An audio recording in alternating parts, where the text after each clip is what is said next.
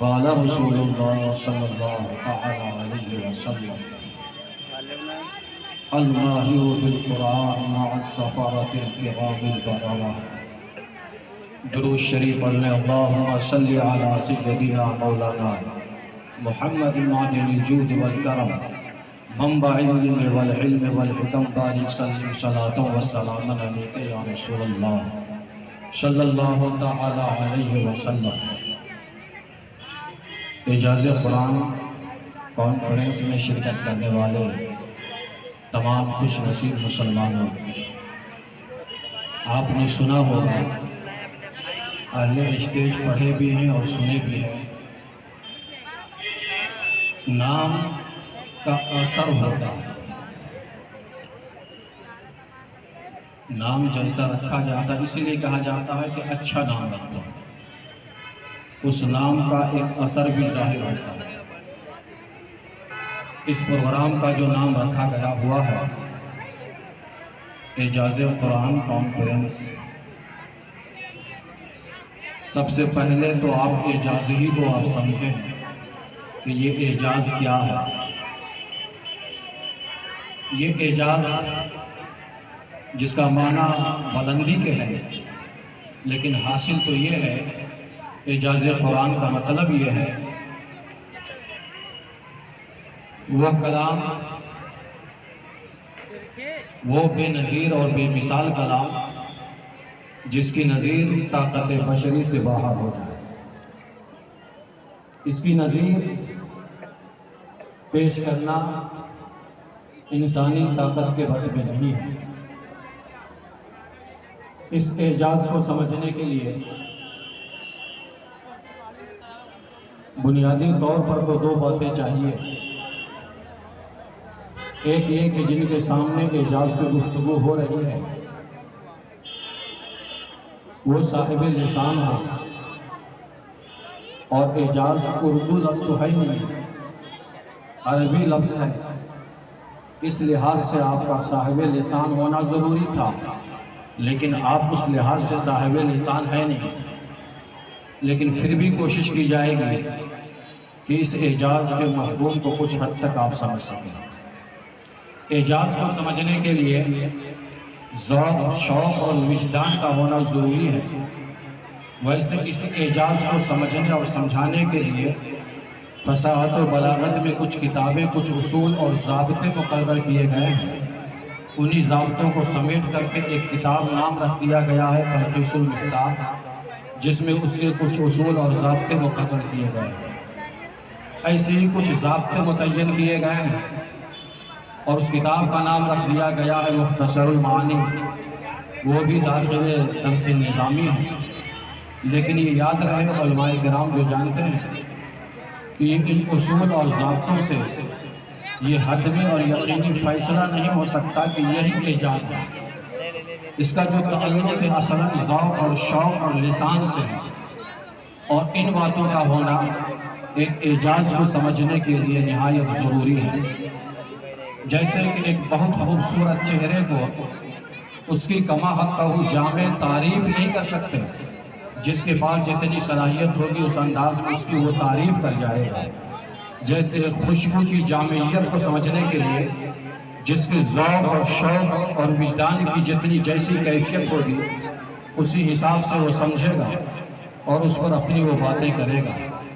لیکن اعجاز قرآن کو سمجھنے کے لیے جن باتوں کا ہونا ضروری ہے وہ آپ کے بیچ میں اس حد تک تو نہیں ہے، لیکن کچھ حد تک موجود ہے کہ آپ کا تعلق لسان سے ہے، آپ کا تعلق زبان سے ہے، آپ کا تعلق ادب سے ہے.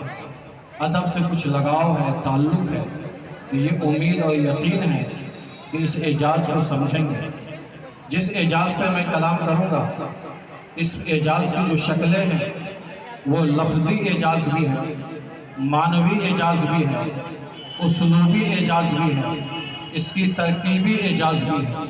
قرآن اسلوب پر بھی مشتمل ہے، قرآن الفاظ پر بھی مشتمل ہے، قرآن معانی پر بھی مشتمل ہے، قرآن ترکیب پر بھی مشتمل ہے، قرآن ادبی نثر پر بھی مشتمل ہے، اور اسی اعجاز کو ہم انہی تناظر میں یعنی لفظی اعجاز کی شکل میں بھی سمجھیں گے، معنوی اعجاز کی بھی شکل میں سمجھنے کی کوشش کریں گے، ترکیبی اعجاز کو بھی سمجھنے کی کوشش کریں گے، اسلوبی اعجاز کو بھی سمجھنے کی کوشش کریں گے۔ اسی اعجاز کو مٹانے کے لیے کفار و مشرکین نے بنیادی طور پر جو 5 منصوبے بنائے تھے اور ان کے 5 منصوبے جو فیل ہو گئے تھے، ان 5 منصوبوں پر بھی ہم مختصرا کلام کریں گے کہ ان کے 5 منصوبے کیسے فیل ہو گئے۔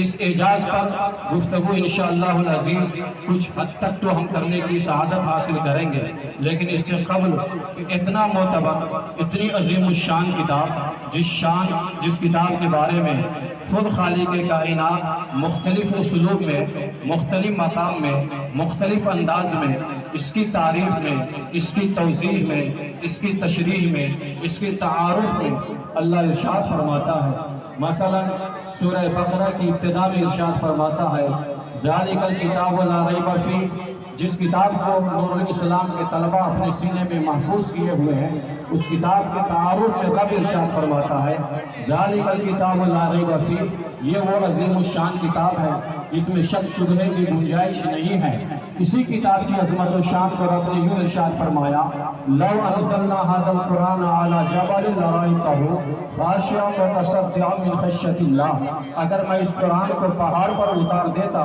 تو خشیت ربانی سے یہ قرآن، خشیت ربانی سے پہاڑ ریزہ ریزہ ہو جاتا۔ اسی قرآن کے بارے میں رب ارشاد فرماتا ہے انا نحن نزلنا الذکر وانا لہ لحافظون، بے شک اس کو میں ہی اتارنے والا ہوں اور اس کا محافظ بھی میں ہی ہوں۔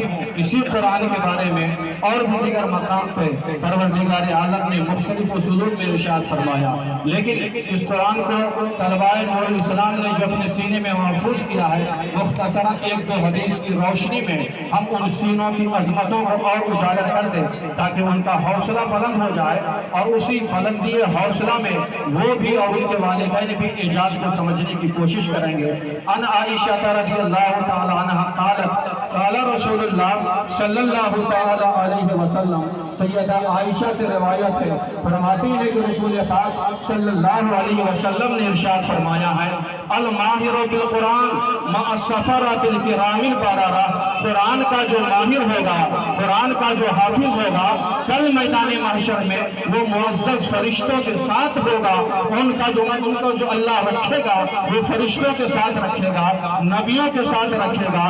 جناب عمر کی روایت کی روشنی میں سنے ان عبداللہ بن عمر رضی اللہ تعالیٰ عنہما قال قال رسول اللہ صلی اللہ علیہ وسلم، اللہ کے رسول صلی اللہ علیہ وسلم ارشاد فرماتے ہیں یقال لصاحب قرآن، حافظ قرآن سے کل میدان محشر میں کہا جائے گا اقرأ ورتقی، اے حافظ قرآن تو قرآن پڑھتا جا اور جنت میں چڑھتا جا، فإن منزلتک، اس سے قبل یہ ارشاد فرمایا ترتل کما کنت ترتل فی الدنیا، اے حافظ قرآن تو جنت میں تیرا ٹھکانہ وہ وہاں پہ طے ہو جائے گا جہاں پہ تو قرآن کی آخری آیت پڑھے گا، تو ترتیل کے ساتھ پھاڑ پھاڑ کے جنت میں قرآن کریم کی آیت کریمہ کو تو پڑھتا جا، فإن منزلتک عند آخر آیت تقرأ بها، تیری منزل جنت میں وہاں پر ہے جہاں پہ تو قرآن کی آخری آیت پڑھے گا۔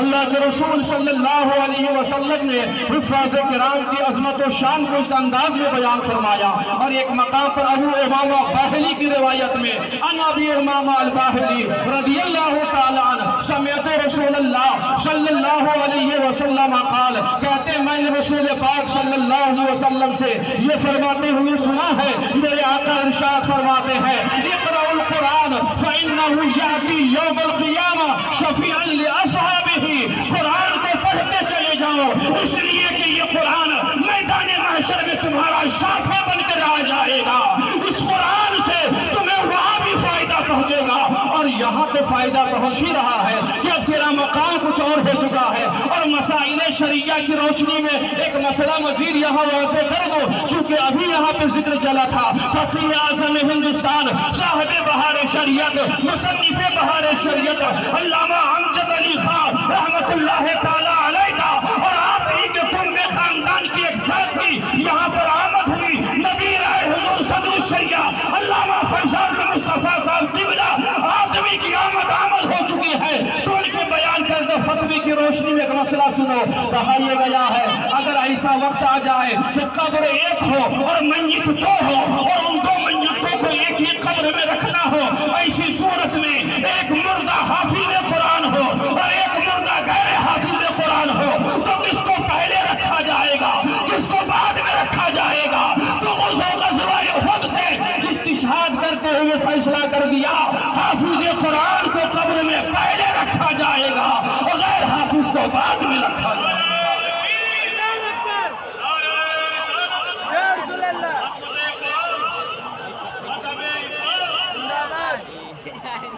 حافظ قرآن کو قبر میں پہلے رکھا جائے گا۔ اس طرح کی بہت ساری فضیلتیں، میں سمجھتا ہوں کچھ حد تک آپ کے ذہن میں یہ بات اتر گئی۔ جو دولت ان کے سینے میں محفوظ کیا ہے قاری روشن القادری نے، وہ کوئی عام دولت نہیں ہے بلکہ بے نظیر اور بے مثال دولت ہے۔ اس قرآن اور صاحب قرآن کو مٹانے کے لیے کفاروں نے بنیادی طور پر 5 منصوبے تیار کیے تھے۔ ان کا منصوبہ میں ایک ایک کر کے پیش کروں گا اور سارے منصوبے کو دکھاؤں گا کیسے فیل ہو رہا ہے۔ لیکن آپ دیکھیے، میں یہ عرض کر رہا تھا اعجاز، اعجاز کا معنی بلندی، نام کا ایک اثر ظاہر ہوتا ہے۔ اعجاز قرآن یعنی وہ بے نظیر بے مثال کلام جس کی نظیر پیش کرنے سے طاقت بشری عاجز ہے۔ اس اسم مبارک کی خیرات لگتا ہے روشن القادری کو رب نے اسم مبارک کی خیرات دیا ہے کہ یہ قرآن تو بے نظیر ہے، یہ قرآن تو بے مثال ہے، لیکن اے میرا بندہ جب عظمت قرآن پہ تو کانفرنس کر رہا ہے تو سنو تیرا جلسہ بھی بے نظیر ہوگا اور جو جلسے میں آئے گا مصطفیٰ کی عنایتوں سے وہ بھی بے مثال ہو کر چلا جائے گا۔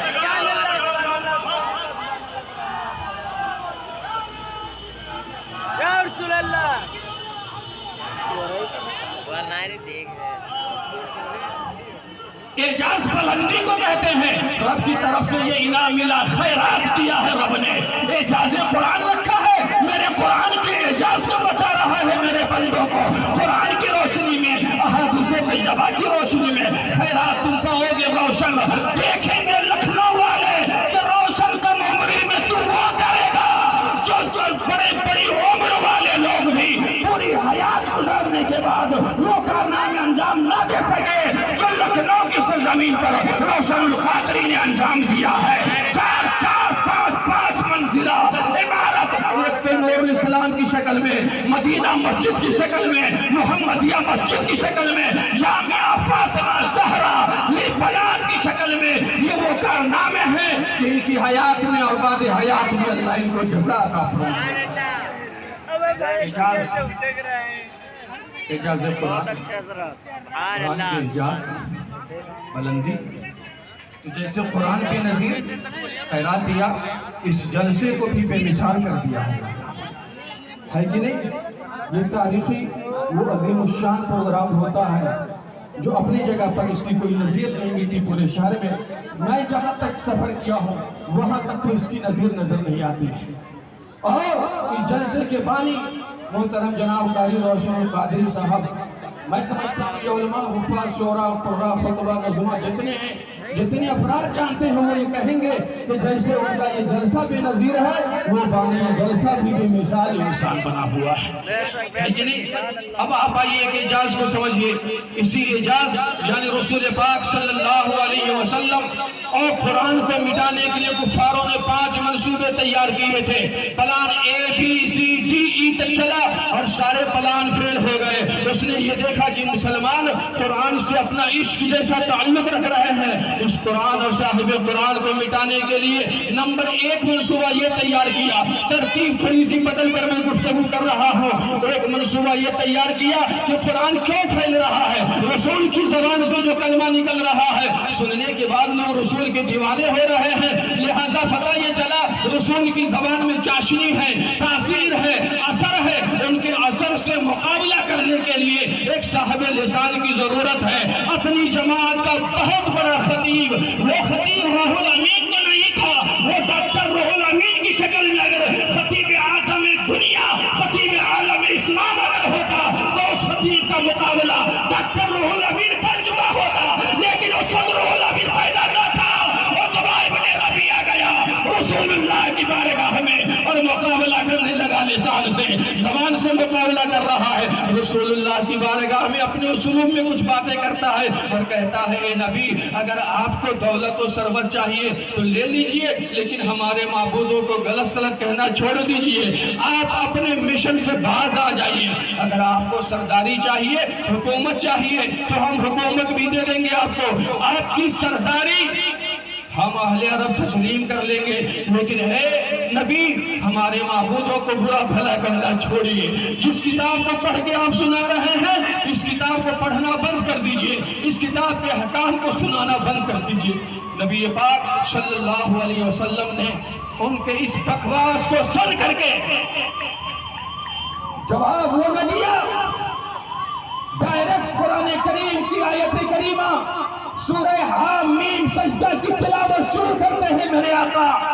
جیسے ہی آپ حامیم سجدہ کی تلاوت فرماتے ہیں، عتبہ ابن ربیعہ بیٹھا ہوا ہے، خود اس کا یہ بیان تھا کہ مصطفیٰ کی زبان سے وہ کلمات نکل رہے تھے اور میرے اندر لرزہ طاری ہو رہا تھا، یہاں تک کہ عتبہ کا بیان یہ ہے کہ میں جذبات میں آ کر کے مصطفیٰ کے دہنے مبارک پر میں نے اپنا ہاتھ رکھا اور کہا اے نبی اب بس کرو، سننے کی طاقت و قوت نہیں ہے۔ واپس جاتا ہے اپنے قوم کے لوگوں کو بتاتا ہے اے لوگوں محمد کو اپنے حال پہ چھوڑ دو، جو وہ کر رہے ہیں اسے کہنے دو، جو سنا رہے ہیں اسے سنانے دو، جو بتا رہے ہیں اسے بتانے دو، اگر وہ غالب آ گئے تو ان کا غلبہ تسلیم کر لینا، اور اگر مغلوب ہو گئے تو ان سے پیچھا چھوٹ جائے گا، لہذا ان سے پنگا مت لو۔ اللہ کے رسول صلی اللہ علیہ وسلم نے اس کے بکواس کا مقابلہ اپنی زبان سے کسی اور کلمے سے نہیں بلکہ قرآن کریم کی آیت کریمہ سورہ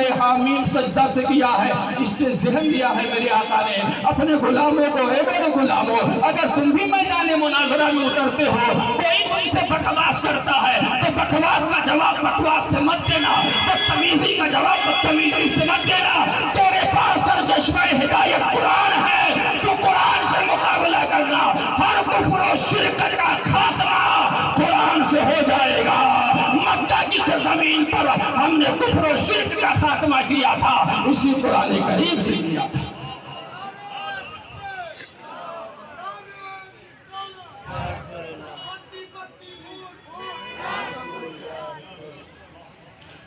جب یہ پروگرام اس کا فیل ہوا، لسانی مقابلہ ہوا، عتبہ ابن ربیعہ فیل ہو گیا حامیم سجدہ کی تلاوت سے، جب یہ منصوبہ اس کا ناکام ہوا دوسرے منصوبے کو لایا اور کہا اب ایسا کیا جائے ڈائریکٹ اس کا کلام ربانی ہونے سے انکار کیا جائے اور یہ کہا جائے جو محمد پڑھ کے بتا رہے ہیں یہ اللہ کا کلام نہیں ہے بلکہ یہ تو جادوگر ہے اور جادو کے کلمات ہیں، یہ ان کا خیال آیا، سب نے اتفاق کیا اور مکہ کی سرزمین پر اعلان عام کیا کہ جو نبی پیش کر رہے ہیں وہ اللہ کا کلام نہیں ہے بلکہ یہ انسانی کلام ہے، یہ جادوگر ہے۔ تو قرآن نے پھر اس کو للکارا اور اس کو چھوڑا نہیں، قرآن نے چیلنج کیا، قرآن کی زبان میں آیت کریمہ سنو، قُلْ لَئِنِ اجْتَمَعَتِ الْإِنسُ وَالْجِنُّ عَلَىٰ أَن يَأْتُوا بِمِثْلِ هَٰذَا الْقُرْآنِ لَا يَأْتُونَ بِمِثْلِهِ وَلَوْ كَانَ بَعْضُهُمْ لِبَعْضٍ ظَهِيرًا۔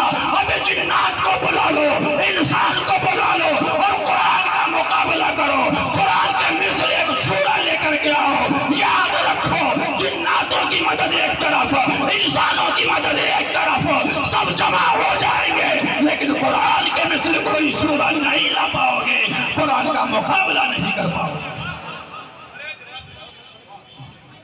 یہ نظریہ اس کا فیل ہوا، پھر کچھ عرصے کے بعد اللہ نے دوسرا چیلنج کیا، وَإِن كُنتُمْ فِي رَيْبٍ مِّمَّا نَزَّلْنَا عَلَىٰ عَبْدِنَا فَأْتُوا بِسُورَةٍ مِّن مِّثْلِهِ وَادْعُوا شُهَدَاءَكُم مِّن دُونِ اللَّهِ إِن كُنتُمْ صَادِقِينَ۔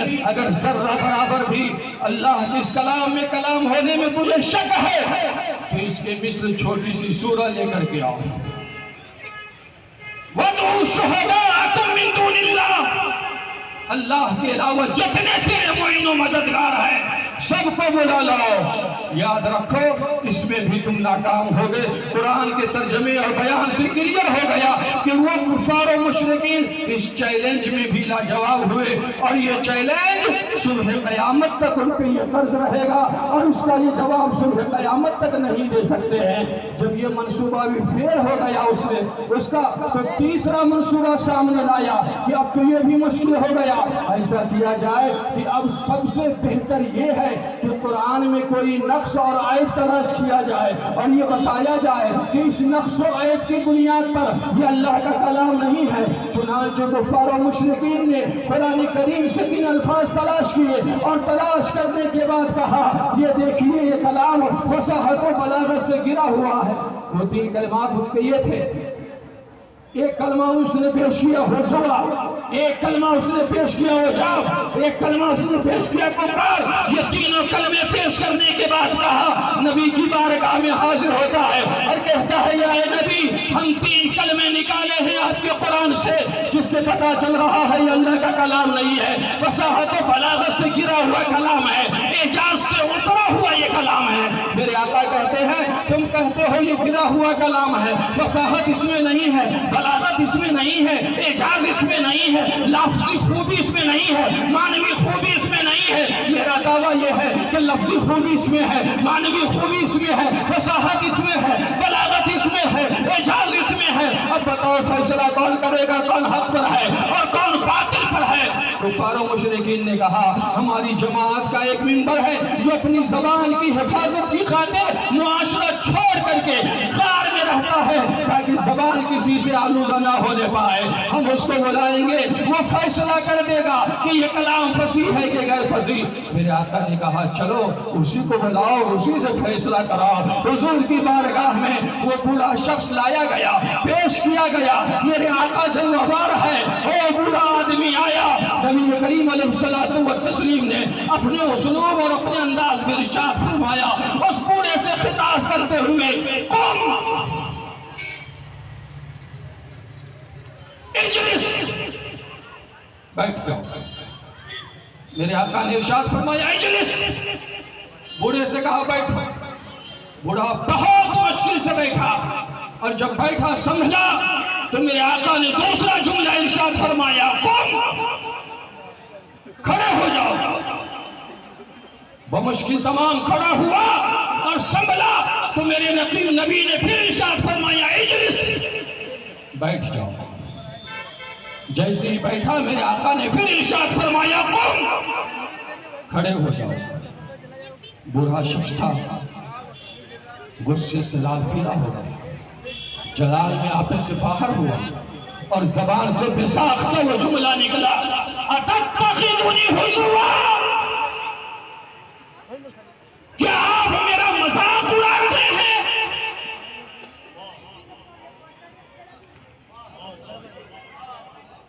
اس نے 3 کلمے نکالے، کہا ہزوا غیر فصیح، عجاب غیر فصیح، غبار غیر فصیح۔ یہ تینوں کلمے اعجاز سے گرے ہوئے ہیں۔ مصطفیٰ نے جو اسلوب مناظرہ اختیار کیا ہے، یہاں سے مناظرین کو سبق ہے جو اہل سنت کے مناظر ہیں، جب بھی آپ کے سامنے بکواس آئے تو بکواس کا جواب اس سے دینے کی ضرورت نہیں ہے۔ ہر شے کی توڑ کے لیے قرآن کریم کافی ہے، احادیث طیبہ کافی ہے۔ ضرورت یہ ہے کہ روح قرآن تک ہم پہنچے اور حدیث طیبہ کی گہرائی تک پہنچے اور پھر ان باطل فرقوں کا ہم صحیح جواب دیں۔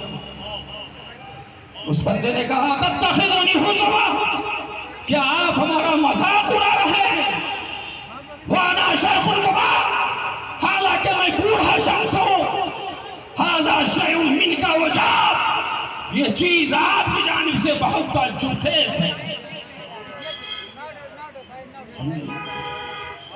تینوں کو غیر فصیح کہا تھا۔ مصطفیٰ جان رحمت صلی اللہ علیہ وسلم نے اپنی حکمت سے اس کی زبان سے تینوں کلمے نکلوائے کہ نہیں؟ بولیے، نکالا کہ نہیں؟ اور جب اس نے یہ کہا آپ ہمارا مذاق اڑا رہے ہیں، مصطفیٰ نے کہا میں کیسے مذاق اڑا سکتا ہوں؟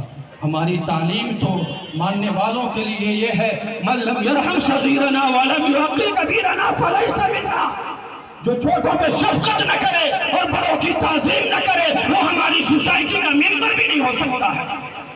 ہم تمہارا مذاق اڑا سکتے ہیں؟ نہیں۔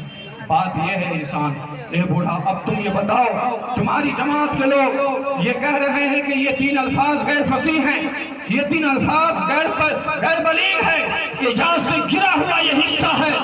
اب تم بتاؤ کہ جو تم 3 کلمے یہ ادا کیے ہو یہ فصیح ہے کہ غیر فصیح ہے؟ اور یہ تینوں کلمے ہمارے قرآن میں آئے ہوئے ہیں اور تمہاری قوم کے لوگوں کا یہ دعویٰ ہے کہ یہ غیر فصیح کلمات ہے۔ اب تم فیصلہ کرو، حق پر ہم ہے کہ تمہاری قوم کے لوگ جو کہہ رہے ہیں وہ حق پر ہے؟ اور اس کو سچمچ نے بڑے مجمع میں یہ فیصلہ کیا۔ اے نبی یہ بیوقوف نادان لوگ کیا جانے فصاحت کس کو کہتے ہیں، بلاغت کس کو کہتے ہیں، اعجاز کس کو کہتے ہیں؟ اے نبی اگر قرآن میں یہ 3 لفظ نہ ہوتا تو فصاحت و بلاغت تینوں مقام سے ختم ہو چکا ہوتا۔ اگر بلاغت ہے، فصاحت ہے، اعجاز ہے، ان تینوں مقام پر تو ان 3 الفاظ کی بنیاد پر ہے۔